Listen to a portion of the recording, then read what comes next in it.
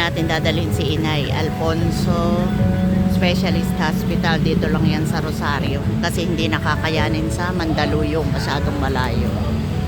Yan.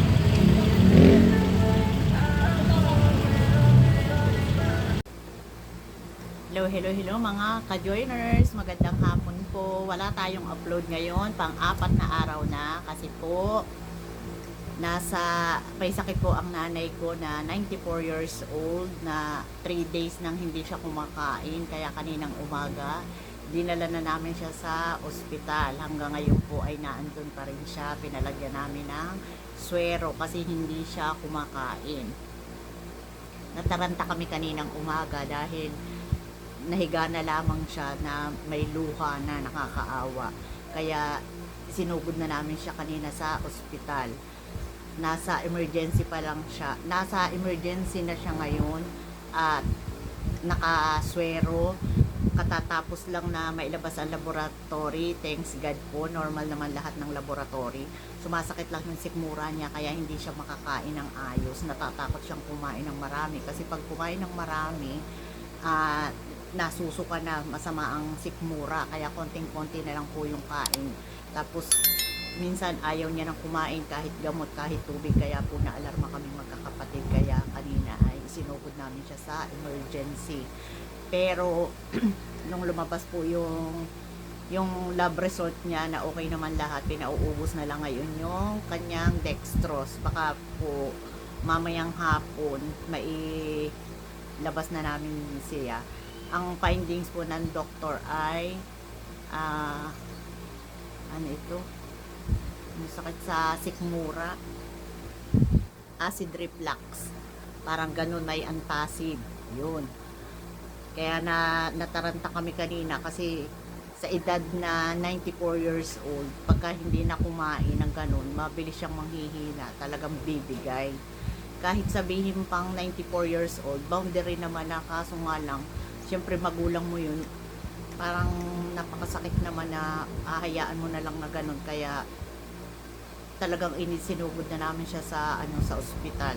Nakakaawa, hindi namin maintindihan yung ninenervyos na kami, natatakot na kami magkakapatid na baka nga yun na, kasi hinahanap niya na yung yung anak lang ni kuya ang wala dito sa magkakatabi namin kasi nasa Singapore. Hinahanap niya na yung mga apo niya na hindi nakikita at may mga trabaho, hinahanap niya na ganun.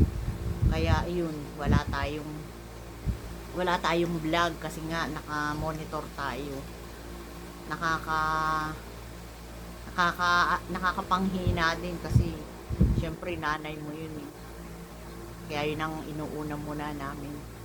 Kaya hindi kami makalabas ni Boss Alan. Mamaya hindi na rin namin nagawang mag-video sa loob ng ospital kasi nga sa sobrang taranta namin. Mamaya i-insert ko na lang dito yung ano niya, yung pinicturean lang nung pamangkin ko. Ewan ko mamaya kung sa paglabas makapunta ako doon. Pero sa sobrang taranta namin kaninang umaga, hindi na namin nagawang mag-video pa. Siyempre, hinang-hina na siya eh. Nakakadurog ng puso pagka may mga ganyan kayo, lalo na pag magulang, nanay. Parang ang sakit na makita mo na yung lupaypay ng hihina. Hindi mo maintindihan. Kahit ako, marunong ako sa ganyan na health. Pagdating na kapamilya mo, parang nabobobo ka na, wala ka nang, hindi mo alam kung ano ang gagawin. Hindi ko maintindihan kung masusuka ako, na madudumi na ako. Lahat kaming mga magkakapatid. Yung si kuya lang ang hindi pa namin sinasabihan kasi nga baka mamaya ma-high blood. Pero okay naman na si inay. Sana umukay na.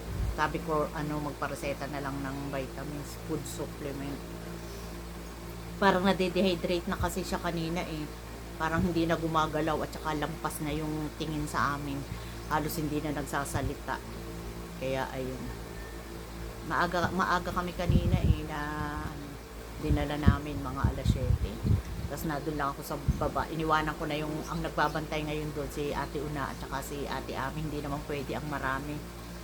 palalabasin din. Kaya umuwi na kami, nag-aantabay lang kami ng tawag kung anong oras ilalabas. Kaya ayun, kaya wala tayong upload ngayon. Pasensya po, pang-apat na araw na ngayon na wala kaming upload kasi pang-tatlong araw na ngayon ng nanay ko na masama ang pakiramdam. Kaya yun, wala tayong upload. Bawi na lang po tayo sa susunod. Ito ang lagay ng nanay ko sa loob ng emergency. Ayan. Ayan siya. Nagpapauwi na.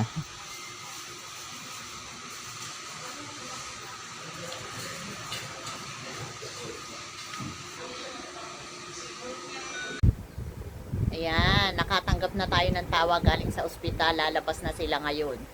Hindi na tayo susunod kasi nakaalis na yung susundo. Nakaalis na si Boss Pao. Antayin na lang natin, bababa na ulit ako at titingnan natin kung ano ang sitwasyon ni Mother. Bababa na tayo. Let's go guys. Bababa na tayo. Yan. Bababa na tayo. Mataas ang bahay namin guys. Kaya bababa ako. Nandun sila sa baba.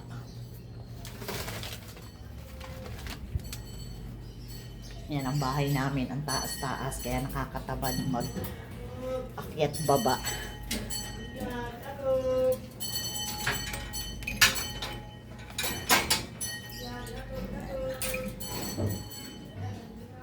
Titingnan natin kung nandun na sila.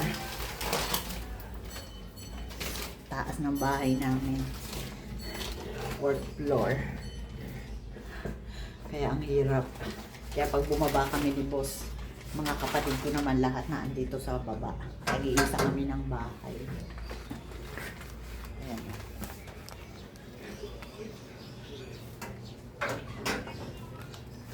Ayan. Naandun na yata sila. Oh. Ayan. Titingnan natin.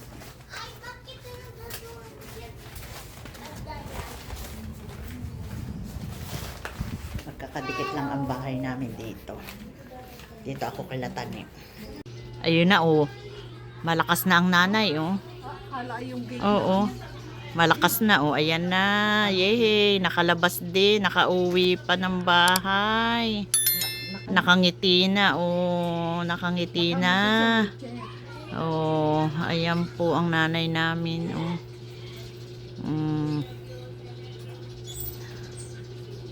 Yan. Ayun. Salamat po. Nakauwi pa ang nanay namin. Oh. Ayos! Ayos, Lula! Wala kayo kay Lula. Lahat. Talo mo pa kami ah. Oh, halika na. Alalayo. Teka muna at baka sumubs. Ha? Eh, ba't wala ka ng boses? Kulang sa water. Mahina pa rin ang pakiramdam. Baka hilo ah. Uwi na tayo. Tama na, baka nahihilo na. Buhat. Masakit pa ang tiyan mo? Masakit pa ang tiyan mo? Unipraso lang ang ito. Masakit pa ang tiyan mo?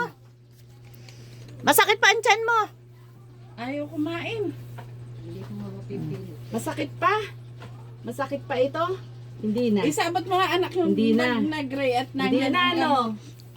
Ayos daw, ayos. So, inom ng tubig at para lumakas-lakas. O, inom tubig. Tubig! Hindi natin bago. Ang ganda. Nung tinatanggal yung kanyang Swero? dextrose. Ang gagal Ganda niya naman ang talaga. bote niyan. Nagagalit. Hindi kasi ako nakain, pakakainin ko ng ano, Ganda. nung lugaw. Oh, Ay ayaw naman. Galit sa nurse. bakit? Nung tinatanggal yung kamay, nakikipaglaban siya. Aray. Ayaw pa niya ipatanggal. Ito yung result niya. Ang ganda nga ng result niya eh. Oh. Hindi na nakaiyak. Hindi. Sa dugo na lang siguro yung ano. Sa dugo. The next day. Hindi na kaya. Hina na talagang katawan. Hindi na kaya. Tulog. Malakas ang kamay. Malakas ang kamay niya. Yan, magandang umaga sa inyong lahat. Kakababa lang natin doon kinda inay. Hindi pa rin po maganda ang lagay ng nanay ko at hindi pa rin po siya kumakain, pero pinilit lang po namin pakainin at painumin ng gatas na kanyang food supplement. Yun na lang po ang kanyang nai-intake. Tulog-tulog na lamang. Papalit-palitan na lang namin bantayan kasi nga hindi na siya nakakatayo, hindi na nakakabangon. Pagsisimba muna kami ngayon ni Boss Alan sa Quiapo. Hanggang dito na lang po muna ang aming vlogs. At huwag niyong kalilimutan na mag-subscribe sa aming channel, Car Joiners Vlog, at isama niyo na rin ang Boss Alan Vlogs. At huwag kakalimutan magpasalamat dahil Everyday is a blessing. Please like and share, comment down below, and please click the notification bell for more updates sa aming YouTube channel. Every 12 noon po ang upload ng aming Video video para lagi po kayong updated. Maraming salamat po. Bye!